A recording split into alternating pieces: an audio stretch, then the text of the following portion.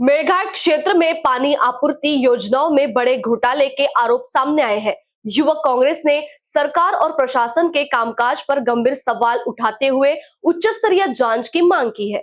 जानकारी के अनुसार चिखलदरा तालुका के कोहाना क्षेत्र सहित धारनी तालुका में करोड़ों रुपए खर्च करने के बावजूद कई आदिवासी गांव आज भी पेयजल संकट से जूझ रहे हैं। स्थानीय लोगों का आरोप है कि पानी की कमी के नाम पर मोटर पंप लगाने, बोरवेल खोदने, कुओं की मरम्मत और पाइपलाइन बिछाने जैसे काम कागजों पर दिखाकर करोड़ों रुपए के बिल निकाल लिए गए। ग्रामीणों का कहना है कि अधिकारियों और ठेकेदारों की मिलीभगत से कई पानी आपूर्ति योजनाएं सिर्फ दस्तावेजों में ही चल रही है। कई जगह नदी किनारे बनाई गई पानी की कुएं सूखे पड़ी है, जबकि कुछ पानी की टाकियां आज भी बंद अवस्था में है और कई गाँव में पाइपलाइन तक नहीं डाली गई है।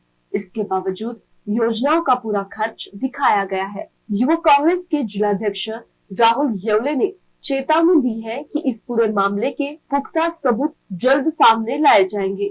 उन्होंने कहा कि प्रशासन ने दोषी अधिकारियों को और ठेकेदारों पर कार्यवाही नहीं की तो युवक कांग्रेस तीव्र आंदोलन करेगी। आम्ही कोहाना तालुका चिखलदरा या गावामध्ये आलेलो आहे।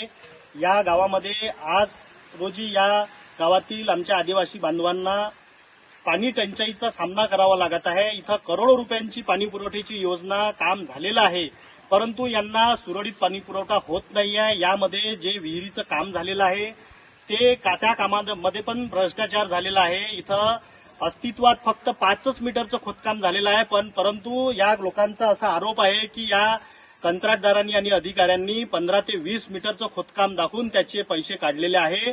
अशी संपूर्ण मेळघाट चिखलदरा धारणीमध्ये ही प्रचंड प्रमाणात भ्रष्टाचार या अधिकारी आणि कंत्राटदारांच्या मार्फत करण्यात येतो। पाणी टंचाईच्या नावावर सुद्धा करोडो रुपयांची फक्त बिले काढली जातात, परंतु त्या पाणी पुरवठ्याचे कुठल्याही उपाययोजना करण्यात येत नाही, कामं करण्यात येत नाही। या सगळ्या योजनांचा आणि याचा सगळा भ्रष्टाचार आम्ही युवक काँग्रेसच्या माध्यमातून उघड करू आणि पुराव्यानिशी हा भ्रष्टाचार आम्ही काढणार आहोत।